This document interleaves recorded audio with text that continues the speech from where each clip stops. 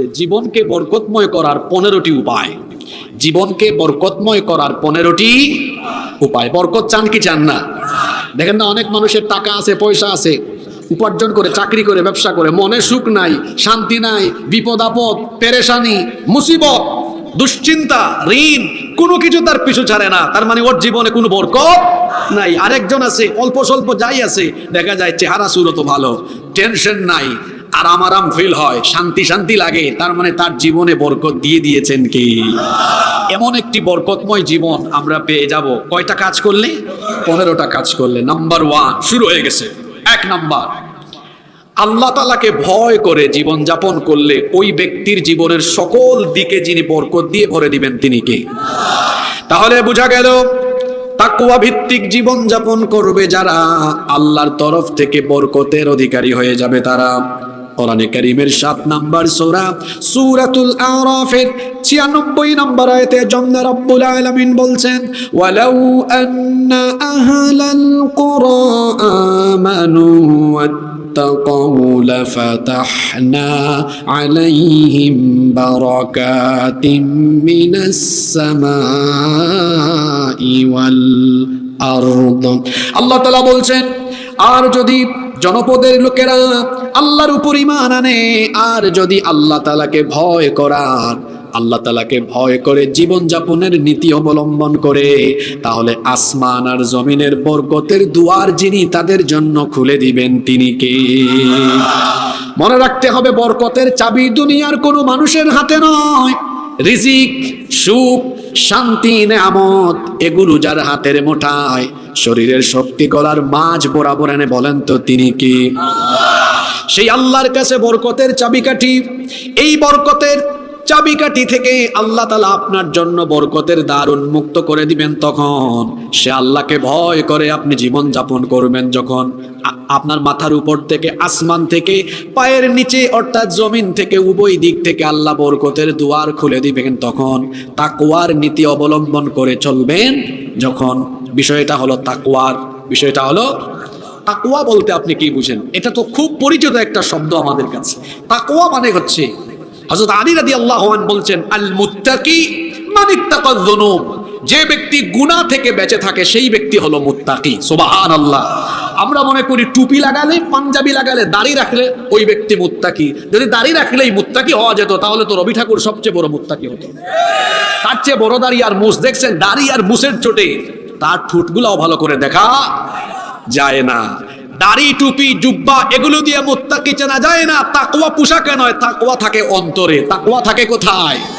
কারণ এই ধরনের বহু দাড়িওয়ালা মানুষও আকাম কুকাম করে, চুরি করে বাংলাদেশে দেখেছি। দেখেন নাই সালমান এফ রহমান নামের এক দরবেশ দাড়ি রেখে তারপরে কি জাতের চুরি করেছে? তার দাড়ি দেখছেন? দাঁড়ান, এই নাফরমান করছেটা কি? 5 তারিখের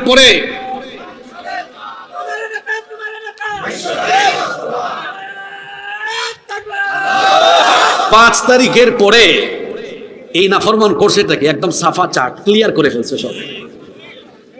এই দরবেশ আরেক সুফিকে নিয়ে ভাগতেছে, উঠছে নৌকায়। তো দরবেশকে তো আর চেনা যায় না, দাড়িও নাই, মুছও নাই, কিন্তু সুফিকে প্রশাসনের লোকরা চিনে ফেলছে। সুফি কোনটা বুঝছেন তো? তার সাথে যেটা ছিল ওইটারে নিয়ে চলে যাচ্ছে। কারণ সুফি দেখতেছে 2 জন একসাথে বের হইলাম ভাগার জন্য, আমি ধরা খাইলাম, আরেকজনকে রেখে যাবো, এটা তো হয় না, সাথীকে নিয়ে জায়গা মতো যাওয়া দরকার। তো প্রশাসনের ভাইদেরকে বলতেছেন, আমারে নিয়ে যাচ্ছেন, হ্যাঁ, শুধু সুফি নিয়ে গেলে হবে, দরবেশ নিবেন না? এটা আবার কোনটা? কয় ওই দেখেন, কয় চিনা তো যায় না, কয় এটা দাড়ি আর মুছ খাইটা ফেলছে। দাড়ি আছে, মুছ আছে, কিন্তু চুরি তো কম করে নাই। তাহলে দাড়ি, মুছ, দাড়ি, টুপি আর জুব্বা পাঞ্জাবি লাগাইলেই মুত্তাকি হওয়া যায় না। কারণ তাকওয়া পোশাকে নয়, তাকওয়া কোথায়? জোরে বলেন, তাকওয়া কোথায়? এটা থাকার জায়গা অন্তর। এই জন্য আলী রাদিয়াল্লাহু আনহু আরেকটি কথা বলতেন, তাকওয়া পোশাকে আশাকে প্রকাশ পায় না। তিনি বলতেন, ইনদা হুদুরিশ শাহাওয়াতি ওয়াল লাযযাতি ইয়াতাবায়ানু ওয়ারউল আতকিয়া। তিনি বড় চমৎকার কথা বলেছেন। শাহাওয়াত এবং লাজ্জাত অর্থাৎ যৌন কামনা এবং মজার তাড়না সামলে আসলে পরে মুত্তাকিদের তাকওয়ার বহিঃপ্রকাশ হয়। আপনার হাতের মধ্যে মোবাইল ফোন আছে, ইউটিউবে গিয়েছেন, ফেসবুকে গিয়েছেন, একটা বাজে ভিডিও আপনার চোখের সামনে চলে এসেছে, সঙ্গে সঙ্গে আপনি আল্লাহর ভয়ে ওই ভিডিওটা স্কিপ করে চলে গেলেন। এটার নাম হলো তাকওয়া। কারণ আপনি মোবাইল ফোন হাতে নিয়ে আজে বাজে ভিডিও দেখলে এলাকার একটা মানুষও জানবে না, কিন্তু এলাকার মানুষ না জানলেও যিনি আমার সকল কর্মকাণ্ড জানেন তিনি কি? তাকওয়া থাকার জায়গা পোশাকে নয়, অন্তরে। সুন্দর পোশাক পরে আপনি ঢাকায় একটা অফিসে চেয়ারে বসে আছেন, রাষ্ট্রীয় দায়িত্ব, দেখলে চেহারা সুরত দেখলে মনে হয় একেবারে ফেরেশতার মতো চেহারা, কিন্তু মানুষ একটা ফাইল নিয়ে আসলো, আপনি ঘুষ ছাড়া কাম করেন না, তাহলে বোঝা গেল পোশাকে আশাকে তাকওয়া নয়, বরং ঘুষ নিয়ে আসলে আল্লাহর ভয়ে ঘুষের টাকা ফিরাইয়া দেওয়ার নাম হলো তাকওয়া। এইভাবে করে ছোট হোক বড় হোক সকল গুনাহ থেকে আল্লাহর ভয়ে নিজেকে বাঁচিয়ে রাখার নাম হলো, আস্তে বলবেন না, জোরে বলেন, সেটার নাম কি? তাহলে গুনাহ সেটা ছোট হোক বা বড় হোক, গুনাহ থেকে বেঁচে থাকা আর নেক আমল করা, এটার নাম হলো তাকওয়া। আমরা যদি এইভাবে আল্লাহকে ভয় করে সকল ধরনের গুনাহ থেকে যদি আমরা বেঁচে থাকতে পারি, আমার আপনার জীবনে বরকত দিয়ে যিনি ভরপুর করে দিবেন, জোরে বলেন তিনি কে? আল্লাহকে ভয় করে যখন গুনার কাজ ছেড়ে দিবেন, পাপ করবেন না, দেখবেন আপনার জীবনে কোনো টেনশন থাকবে না, দুশ্চিন্তা থাকবে না, ঋণের বোঝা থাকবে না, দারিদ্রতা থাকবে না, গরিবী হালত থাকবে না, অভাব থাকবে না, অনটন থাকবে না। জীবনটাকে সুখ শান্তি দিয়ে যিনি হৃদয়টাকে প্রশান্ত করে রাখবেন তিনি কি?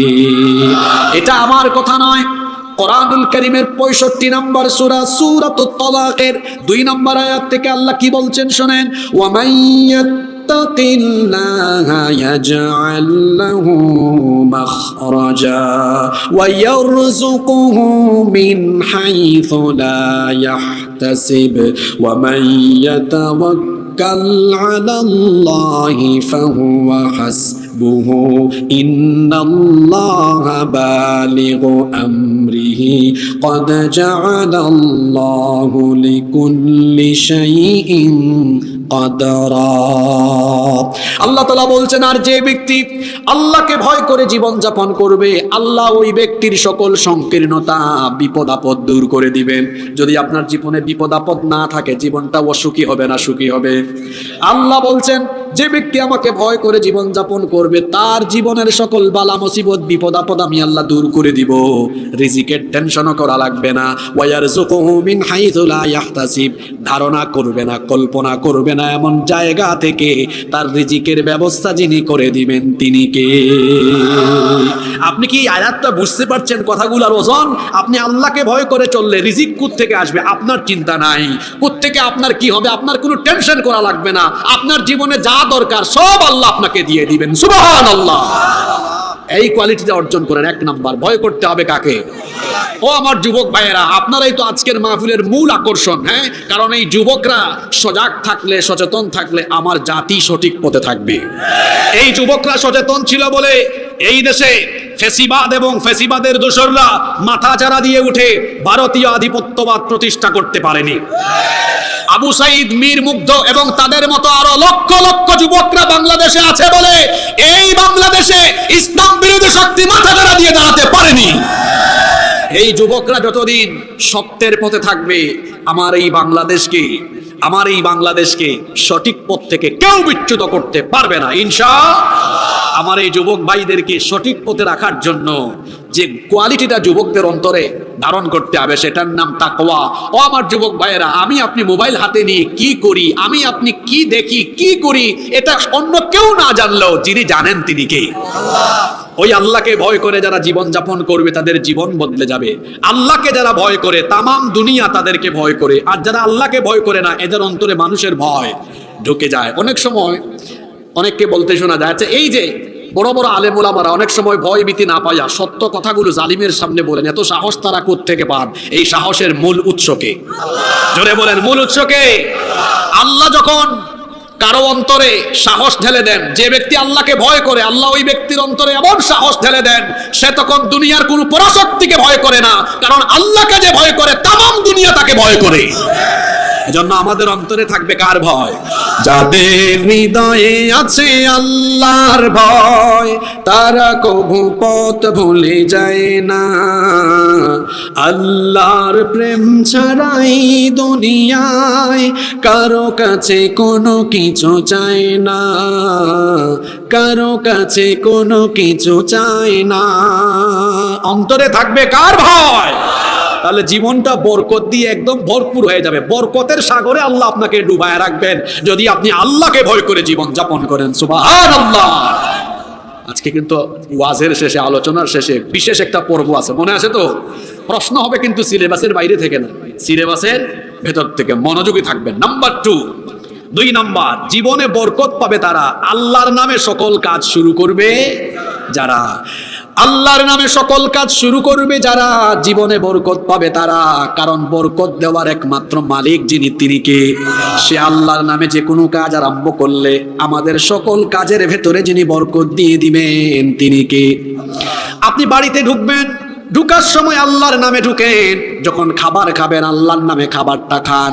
যখন আপনি বক্তব্য আরম্ভ করবেন আল্লাহর নামে বক্তব্য আরম্ভ করেন। অর্থাৎ একজন মুমিনের 24 ঘন্টার যে কোনো কাজ আরম্ভ হবে যার নামে, তিনি কে? আল্লাহর নবী কি বলেছেন শুনেন, এটি মুসলিম শরীফের হাদিস।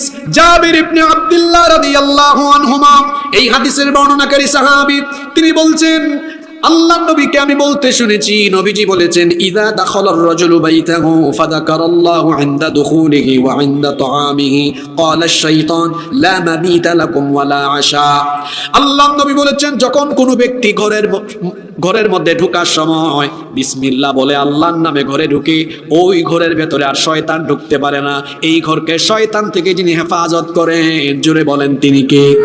আল্লাহর নবী আরো বলেছেন, আর যে ব্যক্তি ইনদা তাআমিহি খাবার গ্রহণের সময় বিসমিল্লাহ বলে, ওই খাবারের মধ্যে শয়তান আর ভাগ বসাতে পারে না। যখন কোনো ব্যক্তি খাবারের শুরুতে বিসমিল্লাহ বলে না, আল্লাহর নামে খায় না, ওই খাবারের মধ্যে ভাগ বসায় কে? শয়তান। আর যখন বিসমিল্লাহ বলে কেউ ঘরে ঢুকে না, ওই ঘরের মধ্যে তার সাথে ঢুকে কে? শয়তান। এজন্য দেখবেন যারা বিসমিল্লাহ বলে ঘরে ঢুকে না, বিসমিল্লাহ বলে খাবার খায় না, এই ঘরে তাদের সাথে শয়তান বসবাস করে বলে দেখবেন ওই ঘরের মধ্যে শয়তানি কাজও হয় সবচাইতে বেশি। এজন্য ঘরে ঢোকার সময় বলবেন বিসমিল্লাহ, খাবার গ্রহণের সময় বলবেন বিসমিল্লাহ। তাহলে খাবারে এবং ঘরে যিনি বরকত দিয়ে ভরপুর করে দিবেন, জোরে বলেন তিনি কে? গবেষকগণ বলছেন একজন মানুষ দিনে এবং রাতে মিলে মোট সময় পায় 24 ঘন্টা। জোরে বলেন কত ঘন্টা? 20 ঘন্টা সময়টা তার বরকতময় হওয়ার একটা চমৎকার ফর্মুলা গবেষকগণ দিয়েছেন। প্রত্যেক দিন আমাদের জন্য নামাজ আছে কয় ওয়াক্ত? জোরে বলেন কয় ওয়াক্ত? ওলামায়ে কেরাম এর মধ্যে গবেষকগণ খুব সুন্দর করে বলছেন, কেউ যদি প্রতি নামাজের জন্য 1 ঘন্টা বরাদ্দ করে, তাহলে 5 ওয়াক্ত নামাজের জন্য সময় বরাদ্দ হয়ে গেল কত ঘন্টা? 5 ঘন্টা। 24 থেকে যদি 5 চলে যায়, তাহলে সময় আর থাকে কত ঘন্টা? হ্যাঁ, 19 ঘন্টা। জোরে বলেন কত ঘন্টা? বিসমিল্লাহির রহমানির রহিম এই বাক্যের মধ্যে অক্ষর আছে 19টা। জোরে বলেন কতটা? 19টা। আল্লাহর এই চমৎকার এই বাক্যের মধ্যে 19টা হরফ আছে, 19টা অক্ষর আছে। কেউ যদি 24 ঘন্টার মধ্যে 5 ঘন্টা 5 ওয়াক্ত নামাজে কাটায়, বাকি থাকে 19 ঘন্টা। এই 19 ঘন্টা আর যে কোনো কাজের শুরুতে সে যদি বিসমিল্লাহ পড়ে, তাহলে 19টা ঘন্টাই সে আল্লাহর তরফ থেকে বরকত পেয়ে যাবে। এখন আপনারা বলতে পারেন, হুজুর 5 ঘন্টা কি এত সময় আমাদের নামাজ পড়তে লাগে? কারণ আপনাদের যে নামাজ, আরে বাপ রে বাপ, এটা তো নামাজ না। ওই যে সামনে রমজান মাস আসতেছে, অনেক মসজিদে তারাবি হবে না, হবে তাড়াতাড়ি। হুজুরের তিলাওয়াত এমন, শুধু লাস্টে ইয়ালামুন আর তামালুন বোঝা যায়, মাঝখানে কিচ্ছু বোঝা যায় না। হুজুরের দোষ দিয়েও লাভ নাই, কারণ মসজিদ কমিটিও ইন্টারভিউর সময় দেখে কোন হুজুরের গতি বেশি। আছে না এরকম যে হুজুরের গতি বেশি, ওই হুজুরকে প্রাধান্য দেয় সবচাইতে বেশি। আল্লাহর কোরআন তেলাওয়াত করতে গিয়ে এরকম তাড়াতাড়ি করে আদায় করে হক নষ্ট করে পড়া মানে আল্লাহর কালামের সাথে বেয়াদবি করা। এরকম বেয়াদবি করার অধিকার কে আপনাকে দিয়েছে? কোরআন পড়বেন, হক আদায় করে পড়বেন। 5 ওয়াক্ত নামাজে 5 ঘন্টার সময় যাবে যদি রসুল আর সাহাবীদের তরিকায় নামাজ আদায় করেন। সেই তরিকার কথা কি আমি বলবো? আপনাদের তো কোনো আওয়াজ টাওয়াজ নাই, বলবো? প্রত্যেকটা মসজিদে দেখবেন জামাতের কমপক্ষে 15 মিনিট আগে আজান দেওয়া হয়। আপনি প্রস্তুতি নেবেন, আজানের আরো 5-10 মিনিট আগে ওযু করেন, কমপক্ষে 10 মিনিট আগে ওযু করেন। ওযু করার পরে আপনি এই ওযুর প্রতি গুরুত্ব দিয়ে 2 রাকাত নামাজ আদায় করবেন। এই আমলটা আমাদের অনেকের মধ্যে নাই, কিন্তু এটা বড় দামি আমল। আল্লাহর নবী বলেছেন, মান তাওয়াদ্দা নাহু wudu'i হাদা থুম্মা সাল্লা রাকাতাইন লা ইউহাদ্দিস ফীহিমা নাফসাহু গুফিরা লাহু মা তাকাদ্দামা মিন দামবি। আল্লাহর নবী বলেছেন, যে ব্যক্তি আমার শেখানো তরিকা অনুযায়ী ওযু করবে, ওযু করার পরে যেই ব্যক্তি এরপরে 2 রাকাত নামাজে দাঁড়িয়ে যাবে, এই 2 রাকাত নামাজে সে যদি অনর্থক কোনো ধারণা না করে সুন্দরভাবে একাগ্রতা নিয়ে 2 রাকাত নামাজ ওযুর পরে আদায় করে, আল্লাহ তার পিছনের যত গুনাহ আছে সব গুনাহ আল্লাহ মাফ করে দিবে। আমরা শুধু সুবহানাল্লাহ কইতে জানি, ওয়াজ করতে আর শুনতে জানি, আমল করতে জানি না। এজন্য কবি বলছেন, আমাদের দেশে হবে সেই ছেলে কবে কথায় না বড় হয়ে কাজে বড় হবে। শুধু কথা বললে হবে না, কাজ করেও দেখাইতে হবে। এই জন্য ওযুর শেষে এই 2 রাকাত নামাজ আদায় করবেন। আল্লাহর নবী যখন মেরাজে গেলেন, মেরাজ থেকে ফিরে এসে বললেন, ও বিলাল, জান্নাতের মধ্যে আমি তোমার পায়ের আওয়াজ শুনতে পেয়েছি। সুবহানাল্লাহ কি বাড়ি গিয়ে বলবেন? হ্যাঁ, কে বলতেছেন এটা, হুজুর না বড় হুজুর? বড় হুজুর বলছেন, বিলাল তুমি কি জানো আমি জান্নাতে তোমার পায়ের আওয়াজ শুনতে পেয়েছি। আল্লাহু আকবার বলেন, আল্লাহু আকবার। আল্লাহর নবী বললেন, বিলাল তুমি কি এমন আমল করো জান্নাতে আমি তোমার পায়ের আওয়াজ শুনলাম। বিলাল রাদিয়াল্লাহু আনহু বললেন, ওগো আল্লাহর নবী, আমার সকল আমলের ব্যাপারে আপনার জানা আছে, কিন্তু একটা আমল আমি কখনো ছাড়ি না, সেটা হলো যখনই আমি ওযু করি, ওযুর পরে 2 রাকাত নামাজ আমি আদায় করি, কখনো মিস করি না। আল্লাহর নবী বললেন, বিলাল রে, এই আমল কখনো তুমি ছেড়ে দিও না, কারণ এই আমলের কারণে আমি তোমার পায়ের আওয়াজ আল্লাহর জান্নাতে শুনে এসেছি। তাহলে এই 2 রাকাত নামাজ যদি বেলালকে এত উচ্চ মাকামে পৌঁছে দেয়, এই 2 রাকাত নামাজ যদি আমরাও আদায় করে আমাদের ইজ্জত বাড়িয়ে দিবেন কে? কিভাবে প্রতিটা নামাজে 1 ঘন্টা সময় কাটাতে পারবেন শুনেন। নামাজে আজানের আগে ওযু করে তারপরে 2 রাকাত নামাজ আদায় করেন। আজান হওয়া মাত্রই মসজিদে ঢুকে যান। আমাদের দেশে অনেক মানুষ আজান হওয়ার পরে নামাজের ইকামতের আগ পর্যন্ত অনেক যুবক ফেসবুক চালায়, মোবাইল চালায়, অনেকে আছে মসজিদে কথাবার্তা বলে। আরে এই সময়টা কত গুরুত্বপূর্ণ। আল্লাহর নবী বলেছেন, লা ইউরাদ্দু দুআউ বাইনাল আযানি ওয়াল ইকামা। আযান আর ইকামতের মাঝখানে যে সময় থাকে, এই সময় আল্লাহর কাছে যে দোয়া করা হয়, এই দোয়া আল্লাহ তাআলা ফিরায়া দেন না। আচ্ছা বলেন তো, কি বললাম? আজান আর ইকামতের, অর্থাৎ আজান দেওয়ার পরে মাঝখানে 15 মিনিট সময় থাকে না, ইকামত। এই আজান ইকামতের মাঝখানে সময় নষ্ট করবেন না, হাতটা তুলে আল্লাহর কাছে চান। আল্লাহ রাসূল বলেছেন, এই সময় বান্দা আল্লাহর কাছে যা চাইবে আল্লাহ সব দিয়ে দিবেন। সুবহানাল্লাহ। এই তো আপনার 15 মিনিট, এর আগে 10 মিনিট, প্রায় আধা ঘন্টা শেষ। ফরজ নামাজ সুন্নত গুলো আদায় করে আস্তে আস্তে বের হন, 1 ঘন্টা চলে গেল। 5 ওয়াক্ত নামাজে 5 ঘন্টা, বাকি থাকলো 19 ঘন্টা। বিসমিল্লাহর মধ্যে মোট অক্ষর আছে কয়টা? 19টা। বাকি 19 ঘন্টাও বরকত পাবেন যদি সকল কাজে বিসমিল্লাহ বলেন। 24টা ঘন্টা এভাবে যিনি আপনার জীবনে বরকত দিয়ে ভরে দিবেন, তিনি কে? তাহলে 2 নম্বর আমল, সকল কাজের শুরুতে। আমার দেশে অনেকে রাজনীতি করে, এমন দল করে বক্তব্যের শুরুতে বিসমিল্লাহ বলতে পারে না। তার নেতার গুণগান, তার নেত্রীর গুণগান। যে রাজনৈতিক দল করলে পরে বিসমিল্লাহ বলা যায় না, মুসলমান ওই রাজনীতি করার কোনো দরকারই নয়। এইরকম রাজনৈতিক দলও বাংলাদেশে আছে না নাই? এটা তোমার কোন দল যে বিসমিল্লাহ বলা যায় না? আগে তোমার নেতা আর তোমার নেত্রীর গুণগান গাওয়া লাগে। মুসলমান তার কথা, তার কাজ শুরু করবে কার নামে? এই যে দেখেন, আমাদের মাহফিল কমিটিও পোস্টারটা শুরু করছেন, উপরে কি লিখছেন বলেন না? বিসমিল্লাহির রহমানির রহিম। আমাদের মাহফিলের বক্তৃতাও শুরু হয় আউযু বিল্লাহি মিনাশ শাইতানির রাজিম। তারপরে কি বলি? বিসমিল্লাহির রহমানির রহিম। কার নামে? কার নামে?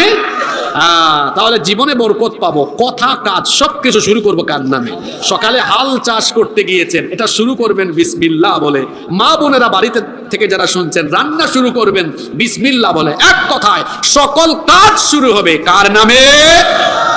কষ্ট হচ্ছে নাকি আপনাদের? নাম্বার 3 নাম্বার, জীবনে বরকত পাবে তারা নামাজের টাইমে নামাজে গিয়ে হাজির হবে। যাদের জীবনে নামাজ নাই, এদের জীবনে সুখ শান্তি নাই, বরকত নাই, টেনশন আর টেনশন, অভাব আর অভাব। যাদের জীবনে নামাজ আছে এদের জীবনে সুখ শান্তি আছে। হৃদয়টাকে যিনি প্রশান্ত করে রাখেন, জুড়ে বলেন তিনি কে? কোরআনে কারীমের 20 নম্বর সূরা সূরাতুত তাহা 132 নম্বর আয়াতে আল্লাহ তাআলা বলছেন, ওয়া'মুর আহলাকা বিস-সালাতি ওয়াসতাবির আলাইহা লা নাসআলুকা রিজকান নাহনু নারযুকুকা ওয়াল আকিবাতু লিত-তাকওয়া। আল্লাহ তাআলা বলছেন, ও নবী, আপনি আপনার পরিবার বর্গকে নামাজের আদেশ দিন এবং এই নামাজের উপরে আপনিও অবিচল থাকুন। আমি তো আপনার কাছে রিজিক চাই না, বরং আমি সবাইকে রিজিক দেই। অর্থাৎ আল্লাহ বোঝাতে চেয়েছেন এই নামাজের সাথে সম্পৃক্ত থাকবে যারা, আল্লাহর তরফ থেকে উত্তম রিজিক পাবে তারা। রিজিক দেওয়ার মালিক যিনি, জোরে বলেন তিনি কে? আসতে বলবেন না, জোরে বলেন তিনি কে? এই জন্য নামাজীদের জীবনে কোনো দারিদ্রতা থাকবে না, অভাব অনটন দুঃখ দুর্দশা থাকবে না। বরকত দিয়ে যিনি ভরে দিবেন তিনি কি? আমাদের অনেকের ওয়াজের খবর আছে কিন্তু নামাজের খবর নাই। ওয়াজ মাহফিলে দেখা যায় প্যান্ডেলের ভেতরে মানুষের জায়গা হয় না, আর মসজিদে নামাজের টাইমে দেখা যায় মুসল্লির অভাবে আমাদের মসজিদ হাহাকার করে। আল্লাহর নবীর মসজিদের নাম হলো মসজিদে নববী। এমনভাবে তিনি মসজিদটা বানালেন, উপরে কোনো টিনের চাল ছিল না, কোনো পাকা ছাদও ছিল না, খেজুর পাতার ছাউনি দিয়ে আল্লাহর নবী ছাদ দিলেন। নিচে কোনো টাইলস ছিল না, কোনো দামি কার্পেটও ছিল না। মসজিদ ছিল কাঁচা কিন্তু মুসল্লি ছিল পাকা। আর আমাদের এখন সব মসজিদ হয়েছে পাকা কিন্তু মুসল্লির অভাবে আমাদের মসজিদ থাকে ফাঁকা। যেই ব্যক্তি নামাজে যায় না সেই ব্যক্তি শয়তানের গোলামি করে। এই জন্য আমি আমার ভাষায় বলি, শুধু আমার ভাষায় নয়, কুরআন হাদিসের ভাষায় বলি, নামাজের টাইমে যারা নামাজে যায় না এরা হলো মানুষরূপী একটা শয়তান। বলবেন হুজুর এত কঠিন কথা বললেন কেন? ইবলিস সে শয়তানে পরিণত হয়েছে কেন? কি না দেওয়ার কারণে? জোরে বলেন, কি না দেওয়ার কারণে? সাজদা না দেওয়ার কারণে। সে যখন জান্নাত থেকে আউট হয়েছে তারও টার্গেট হলো মানুষকে সে সাজদা দেওয়াতে দিবে না। এই জন্য হাদিসে এসেছে নামাজের টাইমে ইবলিস মানুষকে ধোঁকা দেয় সবচাইতে বেশি। ইবলিস শয়তান কোন সময় খুশি হয় আর কোন সময় বেজার হয়, কোন সময় হাসে আর কোন সময় কাঁদে। আল্লাহর নবী বলেছেন যখন কোনো ব্যক্তি আল্লাহকে সাজদা দেয়, সাজদার এই দৃশ্য যখন ইবলিস দেখে, ইয়াতাজালাশ শাইতানু ফায়াবকি, এটা দেখে ইবলিস মনের বেদনায় ওই ব্যক্তির কাছ থেকে দূরে গিয়ে ফায়াবকি, সাজদার এই দৃশ্য দেখে কান্না করে। তার মানে আমি আপনি নামাজে গেলে ইবলিস কাঁদে, না গেলে ইবলিস হাসে। এই হাদিস আমাকে আপনাকে কি বার্তা দিল? এই লোকটাকে ধরেন, দাঁড়ান, মাঝখান থেকে যেটা উঠবে না স্বেচ্ছাসেবকের ধৈর্য একদম আমার পাশে আসবে। কি বেয়াদবি, মানুষের ঘাড়ের পাশ দিয়ে উঠে চলে যায়। যার লাস্ট পর্যন্ত শোনার কোনো নিয়ত থাকে না, এরা মাহফিল থেকে 100 গজ দূরে থাকবে। এখানে যারা আসছে তাদেরকে কষ্ট দেওয়ার কোনো অধিকার আপনার নাই। কি বেয়াদবি, সে যখন হেঁটে যায় মানুষের ঘাড়ের উপর দিয়ে যাচ্ছে না? চিন্তা করেছেন? যে উঠবে তার এইভাবে দাঁড় করে একদম এখানে আনবে। কষ্ট হচ্ছে আপনাদের? কোন জায়গায় ছিলাম ভুলেও গেলাম। ইবলিস কোন সময় হাসে আর কোন সময় কাঁদে? আমরা নামাজে গেলে ইবলিস হাসে না কাঁদে? হ্যাঁ না, এখানে ওয়াজ করে মজা নাই, এরা তো কিছুই শুনে না কথা। আমি মোনাজাত দিয়ে দিই তো কি শুনলেন? আমার জবান থেকে এতক্ষণ পর্যন্ত কুরআন হাদিসের বাইরে একটা ফালতু কথা শুনছেন আপনি? তারপরে কি শুনলেন ওয়াজ বলেন? আমি তো হাদিস পড়লাম একটু আগে, আল্লাহর রসুলের হাদিস। কোন ব্যক্তি যখন সাজদা দেয় এটা দেখলেই ইবলিস ইয়াবকি, কাঁদে। আর যখন কোন ব্যক্তি নামাজে যায় না ইবলিস আসে। এবার বুঝছেন তো? ওকে, এবার উত্তর দেন। আপনারা সিদ্ধান্ত নেন, টেক ইউর ডিসিশন, সিদ্ধান্ত নেন। নামাজের টাইমে ইবলিসকে হাসাবেন না কাঁদাবেন? যারা বললো না তারা ইবলিসের কাছ থেকে খেলাফত নিছে, যেন কথা বলতে পারে না। নামাজের টাইমে আপনি ইবলিসকে হাসাবেন না কাঁদাবেন? তো কাঁদাইলে আপনি কি করবেন? নামাজ ছাড়বেন না আদায় করবেন? আপনি তো আদায় করেন না, আপনার 5 ওয়াক্ত নামাজ কেমনে যায়? কবি বলছেন ঘুমাইয়া কাজা করেছ ফজর, তখনও জাগনি যখন জোহর, হেলায় খেলায় কেটেছে আসর, মাগরিবের ওই শুনি আজান, এখনো জামাতে হওরে শামিল, এখনো এসাতে আছে স্থান, বাজিছে দামামা বাদরে আমামা, শির উঁচু করে মুসলমান, দাওয়াত এসেছে নয়া জামানার, ভাঙা কেল্লায় উড়ে নিশান। কিভাবে আপনার 5 ওয়াক্ত নামাজ যায় সব এই কবিতার লাইনে উঠে এসেছে। ফজরের টাইমে আপনি ঘুমায় থাকেন, নামাজে যান না। ফজরের ক্ষণ গেল পরনি নামাজ, জোহরে ও ডুবেছিলে নিয়ে শত কাজ। ফজরের ক্ষণ গেল পরনি নামাজ, জোহরে ও ডুবেছিলে নিয়ে শত কাজ। হেলায় খেলায় গেল আসরের কাল, মাগরিবেও পড়লে না নামাজির সাজ। ফজরের ক্ষণ গেল পরনি নামাজ, জোহরে ও ডুবেছিলে নিয়ে শত কাজ। আপনি ফজরের টাইমে ঘুমান, ফজরের টাইমে ঘুমান আপনি। এই যে ঘুমিয়ে থাকলেন, নামাজে গেলেন না, জোহরের আগে আপনার জানাজা হওয়ার সম্ভাবনা আছে না নাই? ঠিক বলছে কে এখানে? কি আশ্চর্য কালচার এখন মাহফিলে আসছে। আমি যে এখানে প্রায় 40 মিনিট ধরে বক্তব্য রাখতেছি, বলেন তো একবারও কি বলছে ঠিক কিনা বলেন? বলছি? আশ্চর্য কথা। আপনি হুজুর, আপনি ওয়াজ করেন, কোরআন হাদিসের কথা ঠিক কিনা এরা কি বলবে? আপনি ঠিক বললেও কোরআনের কথা ঠিক, ঠিক না বললেও কোরআনের কথা ঠিক। এটা মাহফিলের জগতে এক অসুস্থ সংস্কৃতি। এই অসুস্থ সংস্কৃতি থেকে বের হয়ে আসতে হবে। মাহফিলে বলবেন কি তাহলে? ফজিলতের কথা শুনেছেন, সুবহানাল্লাহ। আল্লাহর বরত্বের কথা শুনেছেন, আল্লাহু আকবার। আলেমুল আমাদেরকেও বলবো, এগুলো মানুষকে চর্চা করাবেন। আবারও বলে ঠিক না? এটা অসুস্থ সংস্কৃতি, এটা অসুস্থ সংস্কৃতি। কিসের ঠিক বেঠিক? কুরআন শরীফের সব কথাই ঠিক। আপনি ঠিক বললেও ঠিক, না বললেও ঠিক।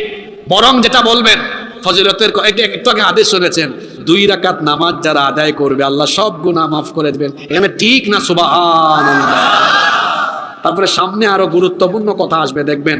একটু বসে থাকেন, খুব জরুরি কথা আছে, ওইটা বরত্বের কথা শুনবেন। আল্লাহু আকবার।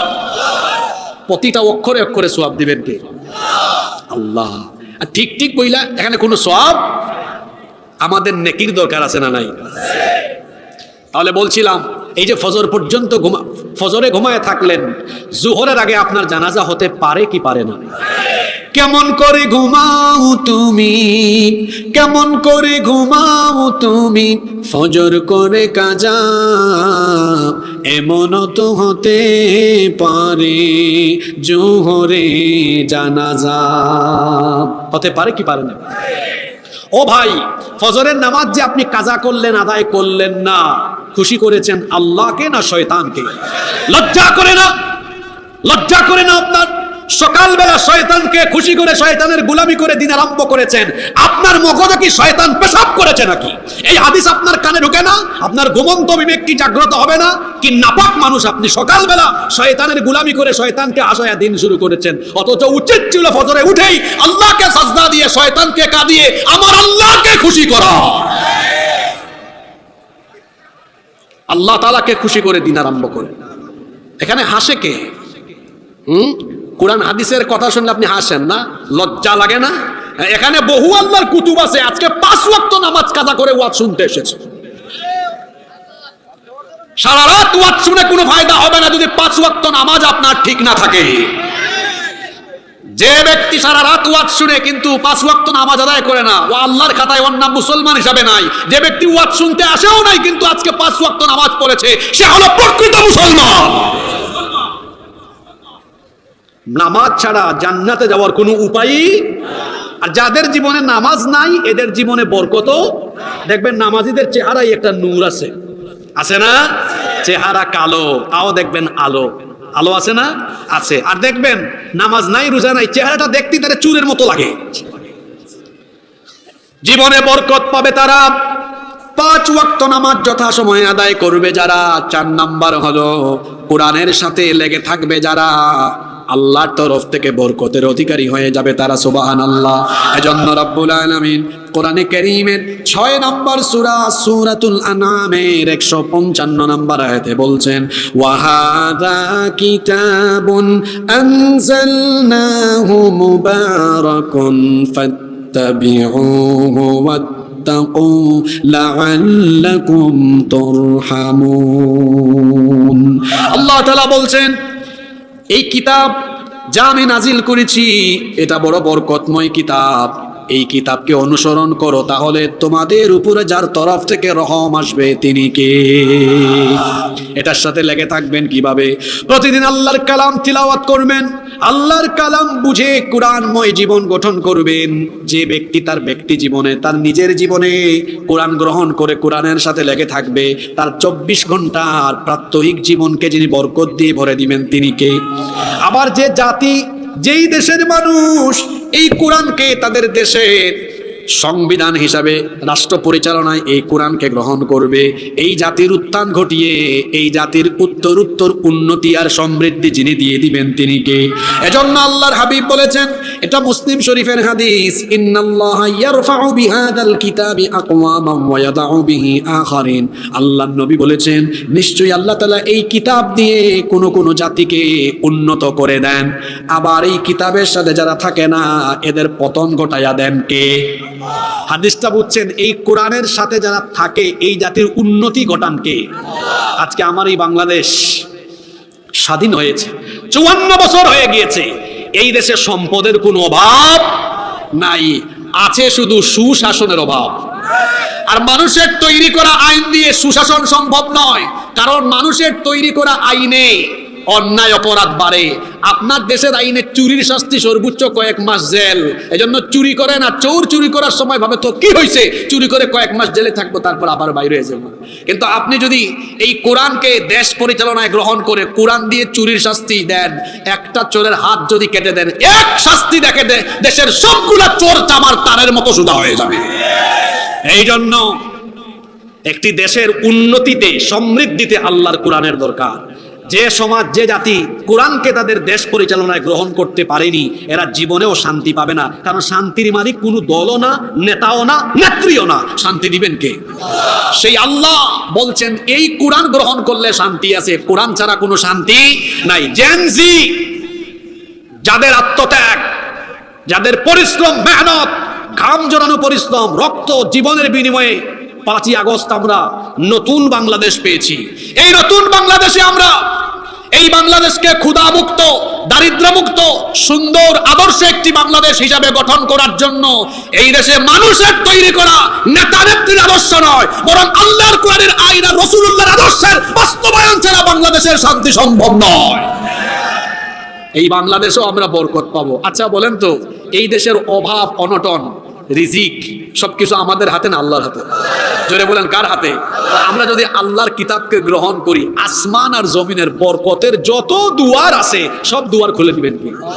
তাহলে আমরা আমাদের এই দেশ পরিচালনায় মানুষের তৈরি করা আইন বাদ দিয়ে কোরআনকে গ্রহণ করার দরকার আছে না নাই? জোরে বলেন, আছে না নাই?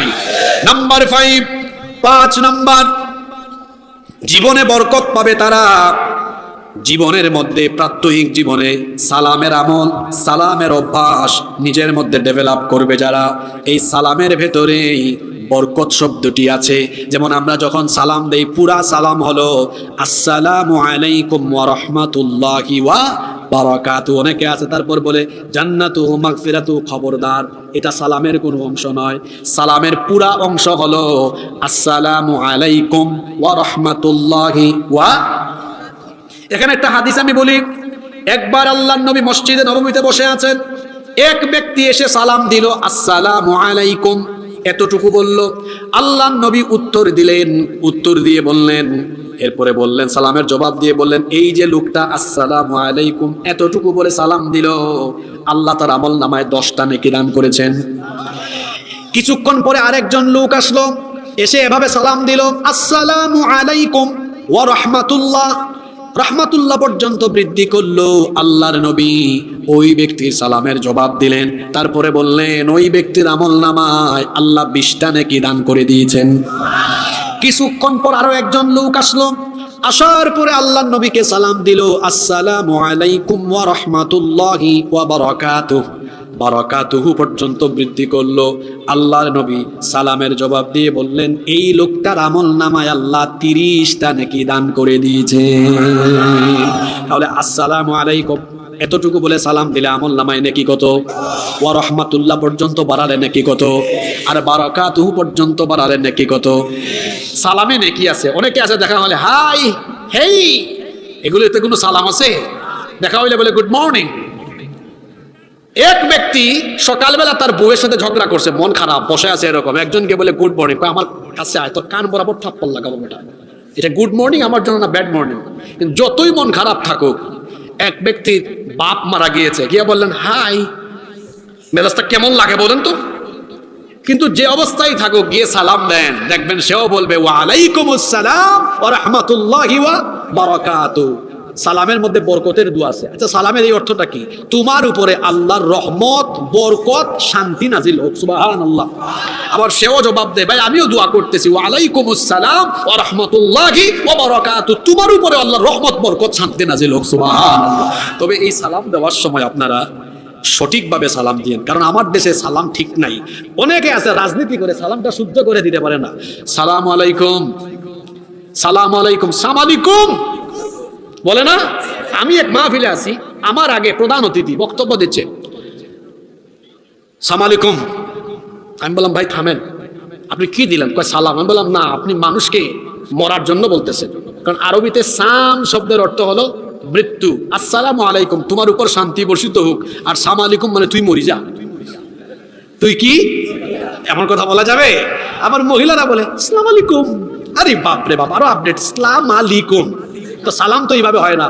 দেখি ঝিনাইদহের মানুষ, আপনারা সবাই শুদ্ধ করে আমাকে একটা সালাম দেন।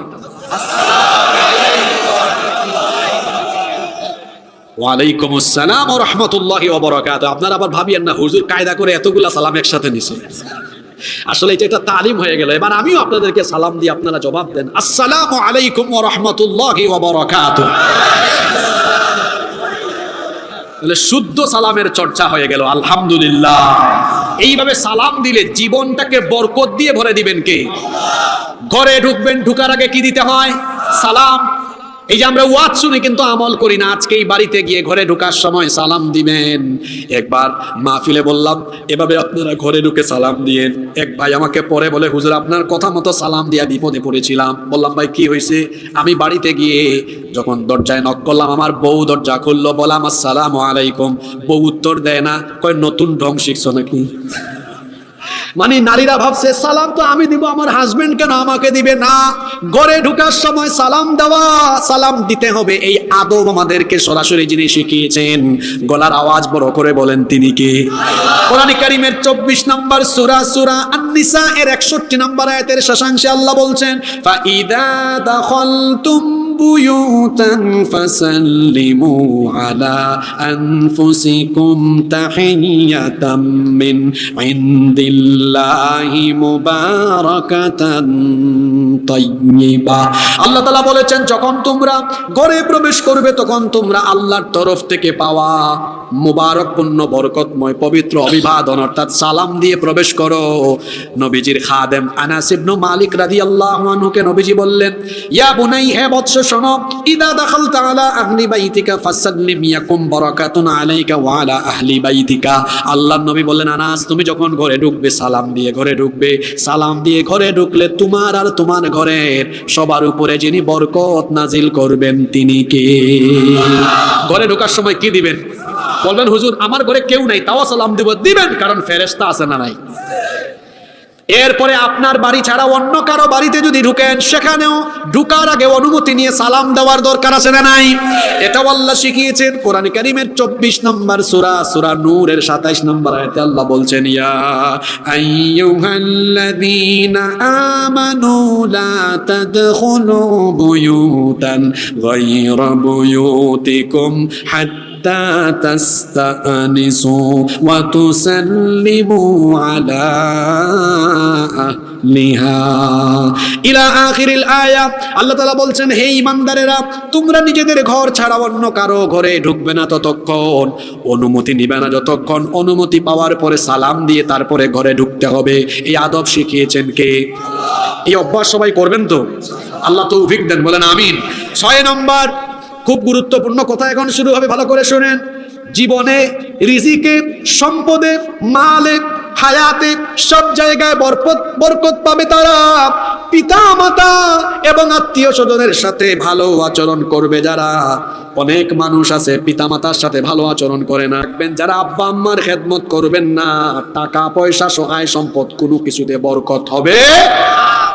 বুখারীর বর্ণনায় হাদিস এসেছে, আন আনাস ইবনে মালিক রাদিয়াল্লাহু আনহু قال سمعت رسول الله মুহাম্মদে বলেন সাল্লাল্লাহু আলাইহি ওয়াসাল্লাম ইয়াকুল। আনাস ইবনে মালিক রাদিয়াল্লাহু আনহু হাদিসের বর্ণনাকারী সাহাবী, তিনি বলছেন আল্লাহর নবীকে আমি বলতে শুনেছি, আল্লাহর নবী বলেছেন, মান সাররাহু আইয়াবসুতা লাহু ফি রিজকিহি আও ইউনসাআলাহু ফি আথারিহি ফালইয়াসিল রাহিমাহ। আল্লাহর নবী বলেছেন, যেই ব্যক্তি তার রিজিকের মধ্যে, জীবনের মধ্যে বরকত চায়, সেই ব্যক্তির উচিত হলো তার পিতা মাতা এবং আত্মীয় স্বজনের সাথে উত্তম আচরণ করা। একবার এক এলাকায় একটা ঘটনা ঘটলো। এক বাপ মায়ের তিন ছেলে বসেছে ঘরের বৈঠকে। ঘটনাটা মন দিয়ে শোনেন। বড় ছেলে বলতেছে, আমরা তো 3 ভাই, আমাদের আব্বা আম্মাকে আমরা মাসে কই দিন খাওয়াবো, চলো আমরা একটা সিদ্ধান্ত নেই। বড় ছেলে বলতেছে, চলো আমরা মাসে 10 দিন করে ভাগ করি, 3 দশে 30। মেজো ছেলে বলতেছে, না 10 দিন না, 1 মাস করে ভাগ করি, এক এরকম করে খাওয়াই। ছোট ছেলে বলতেছে, ভাই যদি আপনাদের অনুমতি থাকে 10 দিন করেও ভাগ করার দরকার নাই, 1 মাস করেও ভাগ করার দরকার নাই, বরং সব সময় আমার আব্বা আম্মাকে আমার কাছে দাও, আমি খাওয়াবো। বাকি 2 ভাই চিন্তা করতেছে, ভালোই হয়েছে, আমাদের এবার একটু খরচ কমলো। 2 ভাই বললো, ভাই ঠিক আছে, আমরা খুশি। এক ব্যক্তি এসে ছোট ছেলেকে জিজ্ঞেস করলো, ভাই তুমিও তো ব্যাককল কেন?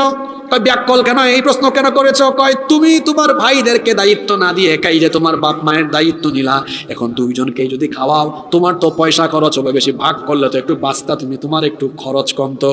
কয়, আমি ব্যাককল না, আমার ভাই 2টা ব্যাককল, আপনিও ব্যাককল।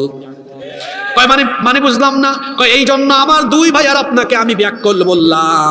আমি আজকে এত বড় হয়েছে, আমার মা বাবা আমাকে জন্ম দিয়েছে, আমি যখন ছোট ছিলাম আমার মা আমার বাবা আমাকে ভাগ করে নাই, 2 জনে এত আদর স্নেহ মমতা ভালোবাসা দিয়ে লালন পালন করেছে। এখন আমার মা বাবা বুড়া মানুষ, বুড়ি মানুষ, আমি বড় হয়েছি, আমি যদি আজকে আমার উপার্জিত পয়সা থেকে আমার মা বাপকে খাওয়াই, আমার সম্পদ কমবে না। যদি আমার মা বাপকে খাওয়ানোর পরে আমার মা বাপ খুশি হয়ে দোয়া করা লাগবে না, যদি একটা মুচকি হাসি শুধু মারতে পারে, আল্লাহর আরশ আমার উপরে খুশি হয়ে যাবে। আর আল্লাহর আরশ যদি আমার উপর খুশি হয়ে যায়, আমার জীবনে সম্পদের কোনো অভাব থাকবে।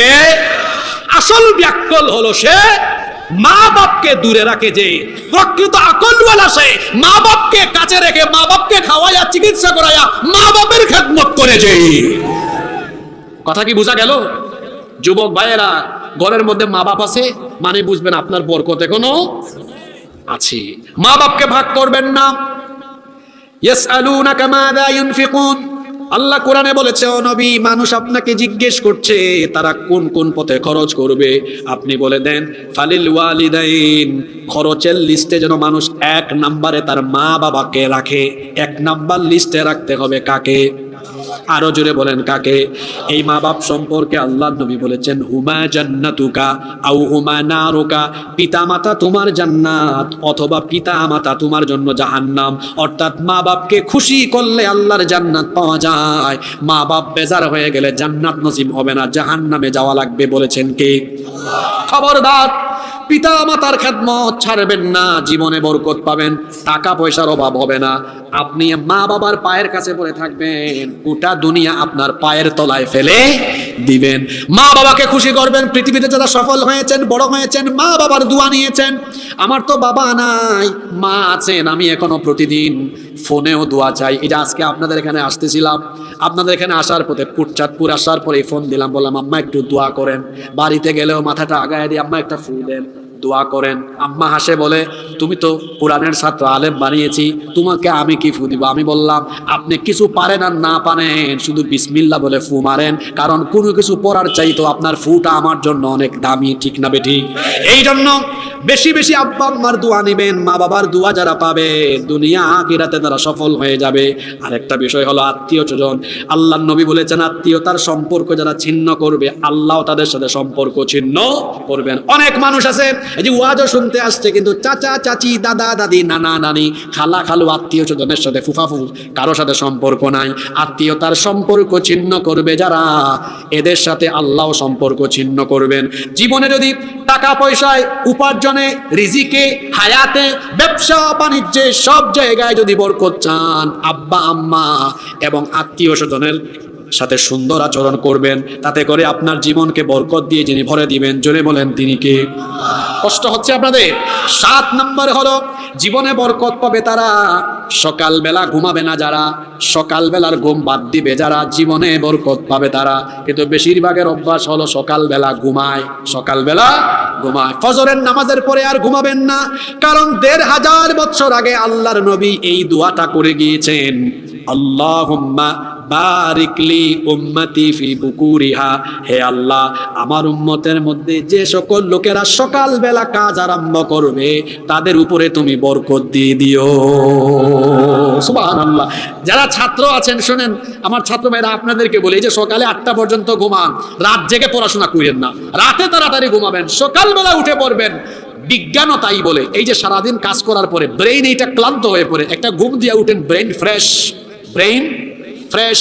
এই ফ্রেশ ব্রেইনে যখন কিতাব হাতে নিয়ে পড়বেন, দেখবেন যেটা একবার পড়বেন শেষ, ইনস্টল, ডাউনলোড এবং ইনস্টল একসাথে হবে। সকালের পড়ায় বরকত আছে, সকালের কাজে বরকত আছে। এই জন্য রাসূলুল্লাহ এবং তার সাহাবীরা সকাল সকাল কাজ আরম্ভ করতেন। রাইসুল মুফাসসিরিন আব্দুল্লাহ ইবনে আব্বাস রাদিয়াল্লাহু আনহুমা একবার তার ছেলেকে দেখলেন সকালবেলা ঘুমাচ্ছে, তিনি তাকে বললেন, আতানামু ফিস সাআহ আল্লাতী তুকাসসাম ফিহাল আরযাক। তুমি কি এমন সময়ে ঘুমিয়ে আছো যখন আল্লাহ রিজিক বন্টন করছেন? ওঠো ওঠো, আল্লাহ তো রিজিক দিয়ে দিচ্ছেন, আল্লাহর রিজিক অন্বেষণ করো। সুবহানাল্লাহ। রিজিক চান, সকালবেলা ঘুম বাদ দেন। এখন যুবক ছেলেরা কি করে? তারা মোবাইল হাতে নিয়ে 3টা 4টা পর্যন্ত মোবাইলে তাহাজ্জুদ পড়ে, ফজরের আগে দিয়া ঘুমায়, সকালবেলা পুরা সকাল ঘুমায়, 12টা 1টা পর্যন্ত ঘুমায় না। রাতের বেলা তাড়াতাড়ি ঘুমান, সকালবেলা ঘুমাবেন না। সকালবেলার এই সময়টাতে বরকত দেন কে? নাম্বার 8 নাম্বার, জীবনে বরকত পাবে তারা সর্বাবস্থায় আল্লাহর উপর তাওয়াক্কুল করে কাজ করে যারা। ভরসা করতে হবে কার উপরে? আল্লাহ তাআলা বলছেন, ওয়া মাইয়াতাওয়াক্কাল আলাল্লাহি ফাহুয়া হাসবুহু ইন্নাল্লাহা বালিগু আমরিহি ক্বাদ জাআলাল্লাহু লিকুল্লি শাইইন কাদারা। আল্লাহ তাআলা বলছেন, যে ব্যক্তি আল্লাহর উপর ভরসা করবে তার জন্য আল্লাহ যথেষ্ট। অন্য একটা হাদিসে আল্লাহর নবী বলেছেন, লাউ আন্নাকুম কুনতুম তাওয়াক্কালুনা আলাল্লাহি হাক্কা তাওয়াক্কুলিহি লারুযিকতুম কামা তুরযাকুত তায়রু তাগদু খিমাসান ওয়া তারুহু বিতানান। আল্লাহর নবী বলেছেন, তোমরা যদি আল্লাহর উপরে ভরসা করো, পাখিকে আল্লাহ যেমন রিজিক দেন, এইভাবে আল্লাহ তোমাদেরকে রিজিক দান করবেন। আচ্ছা বলেন তো, সকালবেলা যে পাখি বাসা থেকে বের হয়ে আকাশে ডানা ঝাপটায়া ঝাপটায়া উড়ায়, এ কি উড়ে বেড়ায়?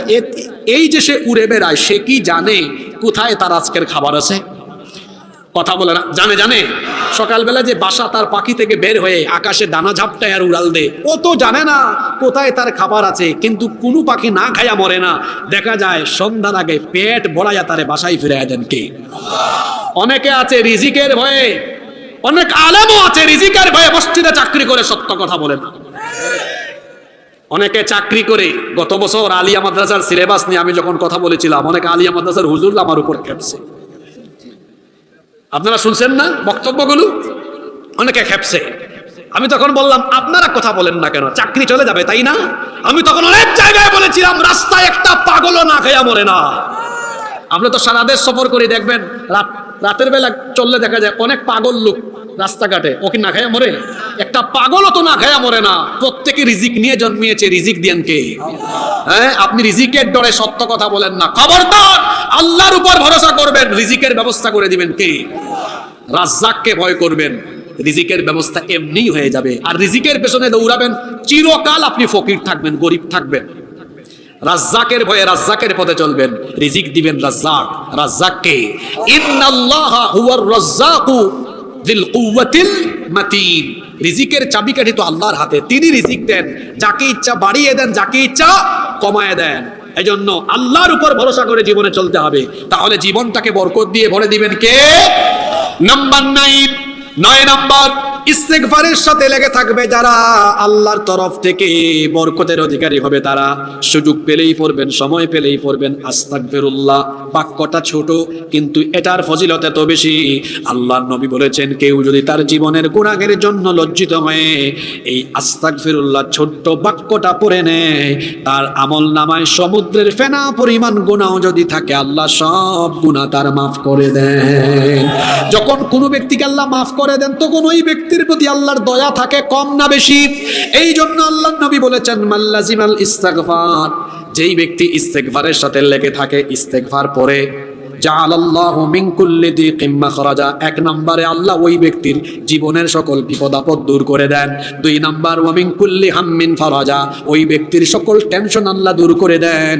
3 নম্বর, ওয়া রাযাকাহু মিন হাইথু লা ইয়াহতাসিব, ওই ব্যক্তির ধারণাতীত জায়গা থেকে আল্লাহ রিজিকের ব্যবস্থা করে দেন।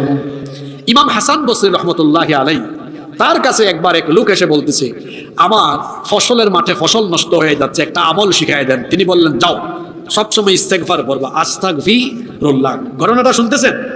কিছুক্ষণ পরে আরেক ব্যক্তি এসে বলতেছে, আমি খুব গরিব মানুষ, আমাকে একটা আমল শিখাই দেন যেন আমার রিজিক বেড়ে যায়। বললেন, যাও পড়বা সবসময় আস্তাগফিরুল্লাহ। তারপরে কিছুক্ষণ পরে আরেক ব্যক্তি আসলো, সেই ব্যক্তি এসে সন্তান নাই, বললো আমার সন্তান যেন হয়, আপনি একটা আমল শিখাই দেন। বলেন আস্তাগফিরুল্লাহ পড়বেন। আচ্ছা, ওনার কাছে আসলো কয় ব্যক্তি? 3 জনকে আমল দিলেন, 3 রকম না 1 রকম? প্রথম জন এসে বলছে, আমার ফসল নষ্ট হয়ে যাচ্ছে, আস্তাগফিরুল্লাহ। দ্বিতীয় জন এসে বলতেছে, আমার গরিবী হালত আছে, দোয়া করেন আল্লাহ যেন রিজিক দেন, আস্তাগফিরুল্লাহ। তৃতীয় জন আসছে, এসে বলতেছে, আমার সন্তান নাই, সন্তান যেন হয়, আস্তাগফিরুল্লাহ পড়েন। 3 জনকে আমল দিলেন কয়টা? তার খাদেম তাকে জিজ্ঞেস করলেন, হুজুর 3 ব্যক্তিকে 1 রকম আমল শিখাইয়া দিলেন কেন? হাসান বসরি রাহমাতুল্লাহ আলাইহি বললেন, এটা আমি আমার ব্যক্তিগতভাবে শিখাইয়া দেয় নাই। নূহ আলাইহিস সালামের কথা কোরআনে কারিমে আছে, মা কুলতু মিন ইনদি শাইআন, আমি নিজে নিজে বানায়া বলি নাই। ইন্নাল্লাহা তাআলা ইয়াকুলু ফি সূরাতি নূহ, সূরা নূহের মধ্যে আল্লাহ তাআলা বলেছেন। আর এই ঘটনাটা এসেছে তাফসীরে কুরতুবির ভেতরে। তখন ইমাম হাসান বসরি রাহমাতুল্লাহি আলাইহি এই আয়াতটা তেলাওয়াত করলেন।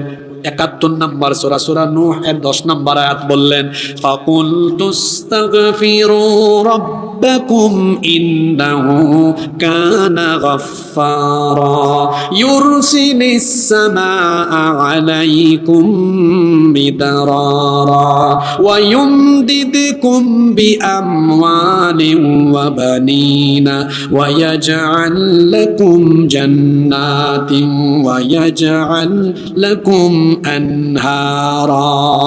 তিনি বললেন, নূহ আলাইহিস সালাম তার জাতির লোকদেরকে বলেছিলেন, তোমরা তোমাদের রবের কাছে ইস্তেগফার করো, যদি ইস্তেগফার করো আল্লাহ আসমান থেকে বৃষ্টি নাজিল করবেন, সন্তান সন্ততি এবং তোমাদেরকে মাল সম্পদ, সম্পদের নিয়ামত দিয়ে আল্লাহ তোমাদেরকে সাহায্য করবেন। ইমাম হাসান বসরি রাহমাতুল্লাহ আলাইহি বলেন, এই জন্য যে ব্যক্তি সন্তান নাই বলছে, তারাও বলছি পড়ো আস্তাগফিরুল্লাহ। যার গরিবী হালত আছে বলেছি পড়ো আস্তাগফিরুল্লাহ। আবার যেই ব্যক্তি আমাকে এসে বলেছে ফসল নাই, নষ্ট হয়ে যাচ্ছে, তাকেও বলেছি পড়ো আস্তাগফিরুল্লাহ। আস্তাগফিরুল্লাহর এই আমল করলে পরে রিজিকের টেনশন হবে না। রিজিক বাড়াই দিবেন কে? আমার রাসূল ডেইলি ইস্তেগফার করতেন আল্লাহর দরবারে কয়বার? মাশাআল্লাহ, এখান থেকে 2-3 জন জবাব দিয়েছেন। কতবার? না, 70 থেকে 100 বার। 70 থেকে। এবার আপনারা আমাকে বলেন, রাসূলের জীবনে কি কোনো গুনাহ আছে? গুনাহ নাই, কিন্তু তারপরে ইস্তেগফার 70 থেকে 100 বার। এবার আপনারা আমাকে বলেন, আমাদের জীবনে গুনাহ আছে না নাই? আপনারা ইস্তেগফার করেন কয়বার? দেখছেন কারবার? High high high high high, আমাদের দেশে হবে সেই ছেলে কবে, কথায় না বড় হয়ে ওয়াজ যে শুনে যান, বেশি বকবক করেন না, কথা বলবেন কম, কাজ করবেন আজ সিদ্ধান্ত নিন রসুলের একটা সুন্নতের উপর আমল করি না। আরে রসুল তো বলেছেন মান আহাব্বা সুন্নতি ফাকাদ আহাব্বানি, যে আমার সুন্নতকে ভালোবাসে সে যেন আমাকে ভালোবাসে, আর যে আমার সুন্নতকে ভালোবাসে কানা মাই ফিল জান্নাহ, সে আমার সাথে এক জান্নাতে থাকবে। তো রসুলের এই সুন্নত ডেইলি 70 থেকে 100 বার ইস্তেগফার পড়া আপনারা পড়তে পারবেন?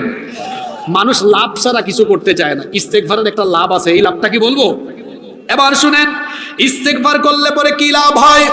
রব্বুল আলামিন সূরা আনফালের 33 নম্বর আয়াতে বলেছেন ওয়া মা কানাল্লাহু মুআযযিবাহুম ওয়া হুম ইস্তাগফিরুন। ইস্তেগফাররত ব্যক্তির উপরে আল্লাহ আযাব দেন না। মুখ দিয়া সুবহানাল্লাহ তাও বের হয় নাই। আপনি কি বুঝছেন কথা এটা? ইস্তেগফাররত ব্যক্তির উপরে আল্লাহ কখনো আযাব দেন না। এক বুজুর্গ ব্যক্তি গাড়িতে উঠেছেন। কিসে উঠেছেন? তো গাড়িতে উনি কিছুক্ষণ পর পর বলে আস্তাগফিরুল্লাহ আস্তাগফিরুল্লাহ আস্তাগফিরুল্লাহ। পাশে থাকা প্যাসেঞ্জার বলতেছে ও হুজুর আপনি কিছুক্ষণ পর পর আস্তাগফিরুল্লাহ পড়েন কেন? উনি ওই ব্যক্তির কথার জবাব নিজের ভাষায় না দিয়ে বললেন তুমি কি সূরা আনফালের 33 নম্বর আয়াত জানো না? ওয়ামা কানাল্লাহু মুআযযিবাহুম ওয়া হুম ইস্তাগফিরুন। ইস্তেগফাররত ব্যক্তিকে আল্লাহ আযাব দেন না, শাস্তি দেন না, বিপদে ফেলেন না। তুমি জানো না এখন আমরা গাড়িতে আছি, এই গাড়ি যে কোনো মুহূর্তে অ্যাক্সিডেন্ট করতে পারে। শুধু গাড়ি না, আমরা 24 ঘন্টায় রিস্কের ভেতরে আছি, প্যান্ডেলও রিস্কের ভেতরে। এখানে কোনো আসমানি গজব জমিনি গজব আসতে পারে। দেখেন নাই কিছুদিন আগে আমেরিকার হলিউড লস অ্যাঞ্জেলেস দাবানলে শেষ হয়ে গিয়েছে। কত ধনী ধনী ব্যক্তিরা সেখানে বসবাস করে, দাবানলে সব পুড়ে ছাই। আপনি রাতের বেলা বাড়িতে ঘুমাবেন, একটা ভূমিকম্পে আপনার ঘর বাড়ি তছনছ হয়ে যেতে পারে।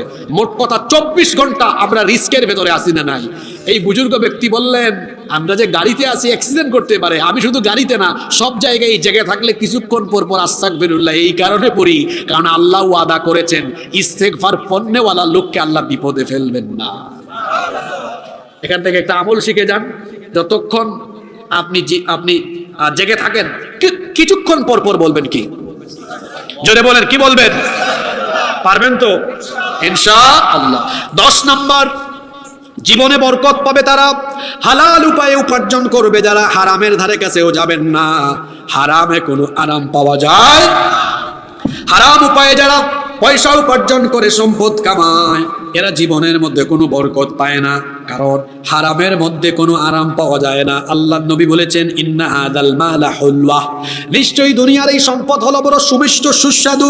মান আখাযাহু বিহাক্কিহি ওয়া ওয়াদাহু ফি হাক্কিহি ফানি'মাল মাউনাতু হুয়া। আল্লাহর নবী বলেছেন যে ব্যক্তি সৎ পথে সম্পদ আয় করে, সেই ব্যক্তি যে ব্যক্তি সৎ পথে সম্পদ আয় করে সৎ পথে ব্যয় করে আল্লাহ ওই ব্যক্তিকে নিয়ামত দেন। ওয়া মান আখাযাহু বিগাইরি হাক্কিহি কানা আল্লাযী ইয়াকুলু ওয়া লা ইয়াশবা। আর যে ব্যক্তি অসৎ পথে সম্পদ উপার্জন করে ওই ব্যক্তির তুলনা উপমা উদাহরণ হলো ওই ব্যক্তির মতো যেই ব্যক্তি খাবার খায় কিন্তু তার পেট ভরে। কথাটা বুঝছেন? আমাদের দেশে চোর আছে, একটা হলো অভাবের চোর আর একটা হলো স্বভাবের চোর। কথা বুঝেন নাই? আচ্ছা, মসজিদের মধ্যে জুতা চুরি করে এই লোকটা হয়তো অভাবের কারণে করতে পারে। আপনার ক্ষেত থেকে কিছু সবজি নিয়ে গেছে, হতে পারে এই লোকটা অভাবী চোর। আপনারা বলেন তো সরকারের কাছ থেকে বেতন পায় 80,000 90,000 টাকা, এরপরেও কলমের খোঁচায় প্রতি মাসে কোটি কোটি টাকা চুরি করে। এটা কি অভাবের চোর না স্বভাবের চোর? আমার দেশে অভাবী চোরের সংখ্যা বেশি না স্বভাবের চোরের সংখ্যা বেশি? যদি বলেন এই স্বভাবের চোরেরা চুরি করতে করতে করতে করতে সম্পদের পাহাড় গড়েও এরা শান্তি পায় না, কারণ অবৈধ পথে হারাম পথে উপার্জনে এই সম্পদে হারামে কোনো আরাম থাকে না। দেখেন নাই চোরের দল, স্বভাবের চোরেরা যাদের স্বভাবে চুরি করতে করতে সম্পদের পাহাড় গড়ে এগুলা বুক করতে পারে নাই। দেখেন নাই আপনারা জুলাই আগস্টে সব ফেলে রেখে জামাতের সাথে চোরের মতো দেশ ছেড়ে পালিয়ে গিয়েছে। আপনি মনে রাখবেন হারামে কোনো কি থাকে না। আমার দেশে অভাবের চোর কম, স্বভাবের চোর বেশি। এই স্বভাবের চোররাই দেশ থাকে খাইল।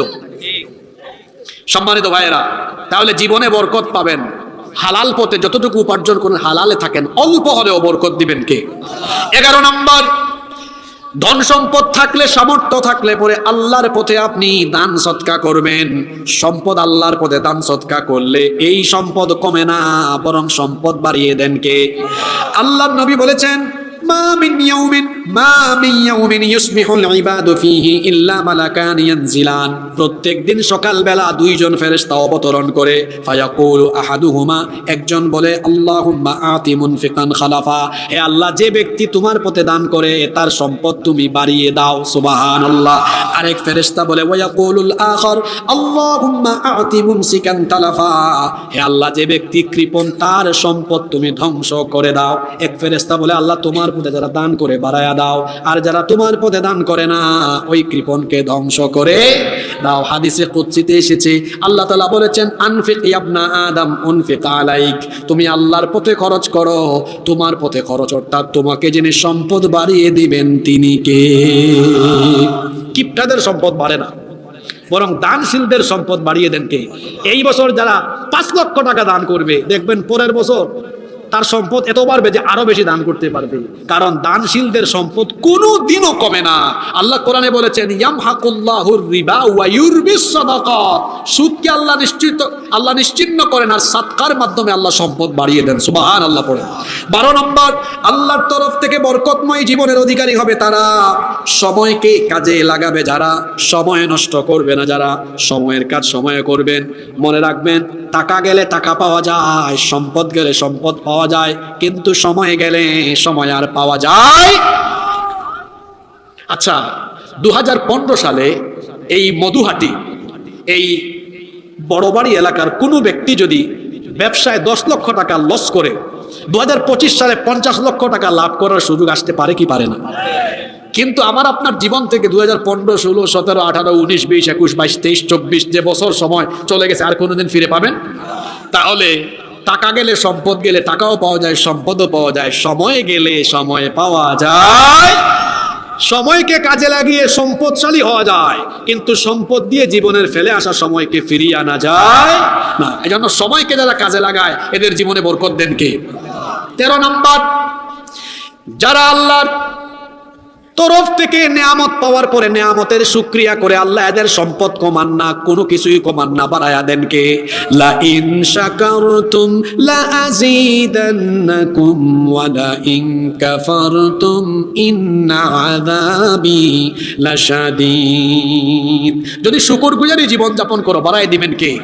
কিন্তু একটা সত্য কথা হলো, আমাদের কোনো শুকরগুজারি নাই। এক বেটার কাছে সাইকেল একটা আছে, রাস্তায় দেখে এই ধরনের 180 গাড়ি, হিরো টিরো দেখে, যদি এটা হইতো, হিরো পাইছে, কয় ওই দেখো ডিসকভার পালসার দেখা যায়, ওটা যদি হইতো, পাইছে পালসার ডিসকভার, কয় দেখছো ওই যে এফজেড দেখা যায়, এফজেড পাইছে, কয় এখন যদি একটা এক্স করোলা গাড়ি হইতো, এক্স করোলা হইছে, কয় এখন যদি একটা এলিয়ান প্রিমিও হইতো, এলিয়ান প্রিমিও যদি হয়, কয় এখন যদি একটা হেরিয়ার হইতো, হেরিয়ার হওয়ার পরে বলে এখন যদি একটা ল্যান্ড ক্রুজার হইতো, ল্যান্ড ক্রুজার হলে বলে এখন যদি একটা BMW হতো। মানে এই বেটার চাহিদার কোনো কি নাই। বাড়ি একটা বানাইছিল বড় বাড়ি মধুয়াটিতে, কয় যদি ঝিনাইদহ শহর একটা বাড়ি করতে পারতাম, ওখানে হয়েছে, কয় এখন যদি ঢাকার বনানী গুলশান একটা বাড়ি হইতো, ওখানে হয়েছে, কয় এখন যদি কানাডার বেগমপাড়াতে অথবা আমেরিকার নিউ ইয়র্কে হইতো।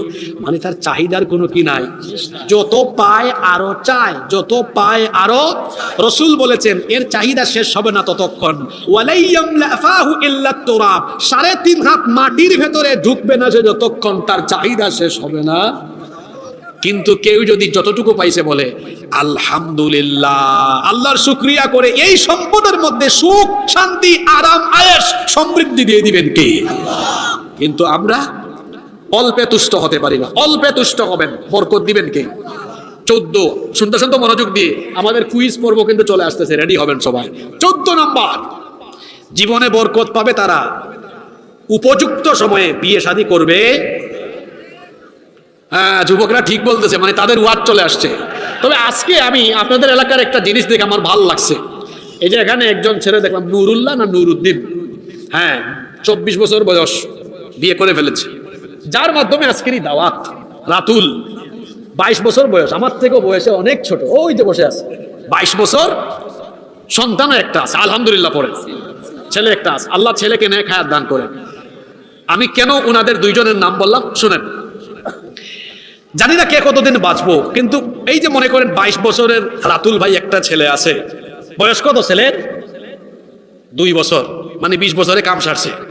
তাইলে উনার বয়স যখন 40, উনার ছেলের বয়স 20, তার মানে উনি 40 বছরে চুল আধা পাকা হওয়ার আগে দেখা যাবে বাপ বেটা দুইজন কামাই করবে। ঠিক আছে না? আরেকজন বিয়ে করছে 35-এ, তার বয়স 55 হইলে তার পুলার বয়স 20। এ নাতি নাতনি দেখবে কিনা সন্দেহ আছে।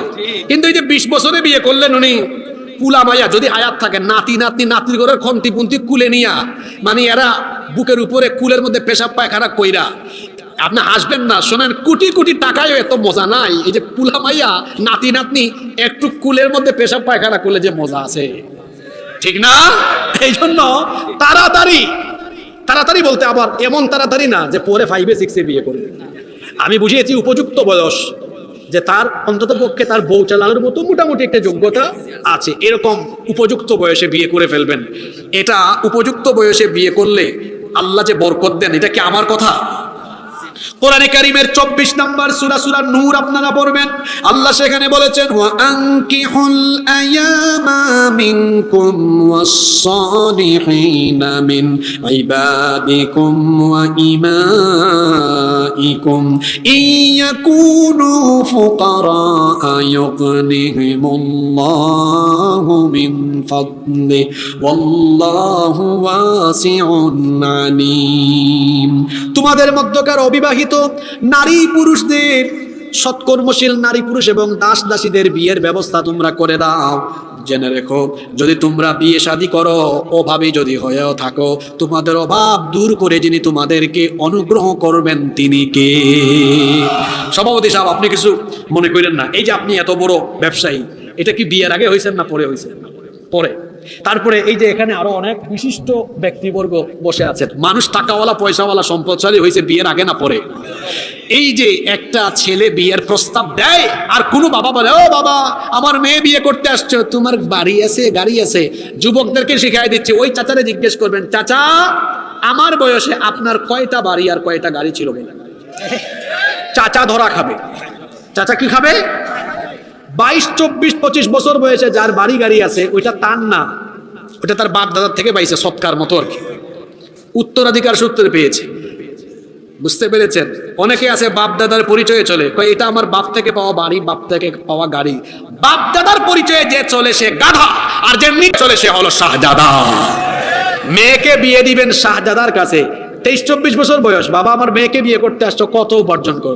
চাচা বেশি না, 15-20 হাজার টাকা উপার্জন করি, 5 ওয়াক্ত নামাজ পড়ি। অসুবিধা নাই, নামাজি ছেলে হলে অল্প উপার্জন করে দেন না, উপার্জনটা আস্তে আস্তে বাড়বে, কারণ পরিবারের সদস্য বাড়লে দায়িত্বশীলতা বাড়ে, রিজিকও আস্তে আস্তে বাড়ে। রিজিকের জন্য কেউ কখনো মারা যায় না। এজন্য ছেলে মেয়ে বিয়ে শাদী দেওয়ার সময় চরিত্র দেখবেন, দিনদারিতা দেখবেন, সম্পদ নয়। তাড়াতাড়ি বিয়ে শাদী করলে, উপযুক্ত বয়সে বিয়ে করলে দেখবেন জীবনটা সুন্দর হয়। এই যে সকালবেলা, এটা আবি একটা মিসকিনটা বুঝবে না, সকালবেলা যে বেরোইলেন, পোশাকটা রেডি করে দিল কে? বউ। খাওয়াই দিল কে? বউ। যত্ন পাবেন, কেয়ার পাবেন। তখন একজন সফল পুরুষের পেছনে একজন সফল নারীর অবদান থাকে। এই জন্য উপযুক্ত বয়সে বিয়ে করবেন। আপনারা ছেলে মেয়েকে উপযুক্ত বয়সে বিয়ে দিয়ে দিবেন, দেখবেন তাদের জীবনে বরকত দিবেন কে? 15 এবং সর্বশেষ হলো, বরকত পাওয়া যায় আল্লাহর তরফ থেকে। এজন্য সবসময় আল্লাহর দরবারে দোয়া করতে হবে। আল্লাহর নবী বলেছেন, সালুল্লাহ মিন ফাদলি, তোমরা আল্লাহর অনুগ্রহ তালাশ করো, আল্লাহর কাছে বেশি বেশি চাও। মাল্লাম ইয়াসআলিল্লাহ, যে আল্লাহর কাছে চায় না, ইয়াগদাব আলাইহি, আল্লাহ তার উপর রাগ করেন। মানুষের কাছে চাইলে মানুষ রাগ করে। আর আল্লাহর নবী বলেছেন, ইন্নাল্লাহা ইউহিব্বু আইয়াসআল, বান্দা যখন আল্লাহর কাছে চায়, যতবার যত বেশি আল্লাহর কাছে চায়, তত বেশি আল্লাহ তার উপর খুশি হয়ে যায়। তাহলে বরকতের দোয়া করবেন কার কাছে? জীবনে বরকত পাওয়ার জন্য আজকে কয়টা উপায়, কয়টা আমল বলেছি? ওকে, আমরা দোয়া করার আগে 2 জন সৌভাগ্যবান ব্যক্তিকে এখানে আমরা আজকে ডেকে নিয়ে আসবো ইনশাআল্লাহ। দেখি আজকে কে মনোযোগ দিয়ে ওয়াজ শুনছেন। হ্যাঁ, না হাত তোলা দরকার নেই, আমি প্রশ্ন করব, কেউ প্রশ্নের উত্তর দিবেন না। প্রশ্নের উত্তর না দিয়ে, এই প্রশ্ন যারা পারবেন, এই প্রশ্নের উত্তর যারা পারবেন সেই ব্যক্তি শুধু হাত তুলবেন। 24 ঘন্টা বরকত পাওয়ার জন্য ঘন্টা ভিত্তিক সময় ভাগ করে আমি দুইটা আমলের কথা বলে দিয়েছি এক পয়েন্টের ভেতরে। বলতে হবে ওই দুইটা আমল ঘন্টা ভিত্তিক ভাগ করেছি কি কি দিয়ে। হাত তুলতে হবে যারা পারেন। সবার আগে উনি হাত তুলছেন, ওই সাদা জ্যাকেটওয়ালা ভাই, বলেন আপনাকে আগে সুযোগ দিল। সবার আগে উনি হাত তুলছেন, একটু বুঝায় বলেন যে 24 ঘন্টা কেমনে হয়।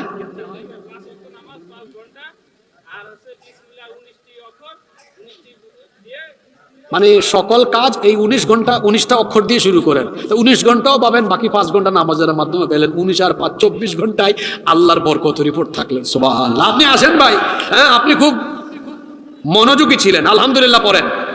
এরা হচ্ছে মাহফিলের পারফেক্ট শ্রোতা। এরা এরা এরা দেখছেন কেমনে মুখস্থ করছে ওয়াজটা একেবারে। আরো একজন নেব, দুইজন।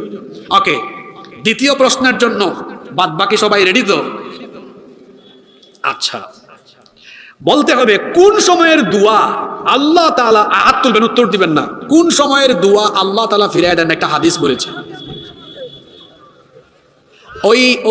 ওই যে জিন্সওয়ালা ভাই উনি হাত তুলছে আগে, বলেন।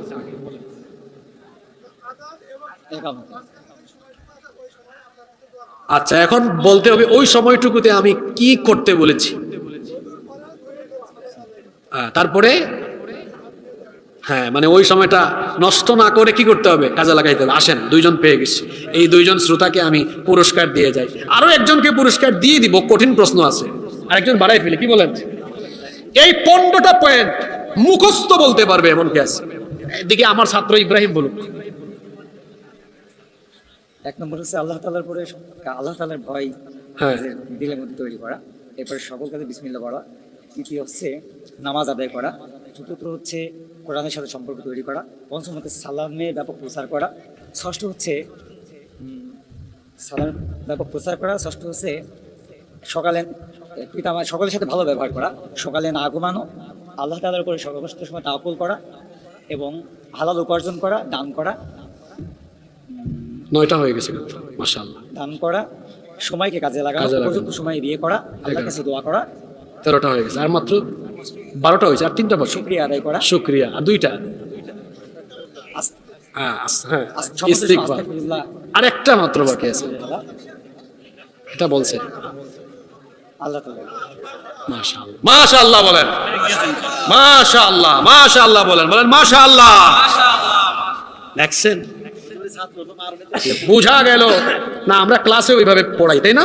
আমরা ক্লাসের পুরা ক্লাসে আমাদের একটা প্রতিষ্ঠান আছে, virtual institute of Islamic education and development. ওখানে ডিপ্লোমাও আছে। যারা আলেম হইতে পারেন নাই, যারা স্কুল কলেজে পড়েন, আপনারা এই ডিপ্লোমা কোর্স করে নেবেন। মাঝখান দিয়ে আমাদের প্রতিষ্ঠানের বিজ্ঞাপনও দিয়ে দিলাম, ভালো হয়েছে না? তবে এটা শুধু বিজ্ঞাপন নয়, এখানে যারা পড়ে, যে ইব্রাহিম খলিল জানে যে এখান থেকে কত নিয়ামত পাওয়া যাচ্ছে। এই 1 ঘন্টার ওয়াজে আপনি কতটুকু আর শিখলেন, কিন্তু যখন একাডেমিক ওয়েতে আগাবেন তখন আপনি নিজেকে জ্ঞানে সমৃদ্ধ করতে পারবেন। আলহামদুলিল্লাহ পড়েন। আজকে এই 3 জনকে আমার তরফ থেকে পুরস্কৃত করবেন মাহফিলের সম্মানিত সভাপতি। তিনি এই 3 জনকে আমার তরফ থেকে আজকে হাদিয়া দিবেন ইনশাআল্লাহ। সভাপতি সাহেব, তিনি সম্মানিত মানুষ, তিনি দিবেন। আজকে কোথায় আরো বাকি 2 জন কোথায়? আপনি একজন কোথায় দেন? আগে ইব্রাহিমকে দেন, তারপরে আপনি। আপনার নাম কি ভাই? কামরুজ্জামান। বাড়ি কোথায়? বাড়ি শ্যামনগর, সাতক্ষীরা। আচ্ছা, মাশাআল্লাহ, দেন কামরুজ্জামান ভাইকে দেন। তারপরে আপনার নাম? আব্দুর রহমান। আল্লাহর পছন্দের নাম বেজিমারা, খালি বেজি মারেন ওখানে। ঠিক আছে, আল্লাহ এই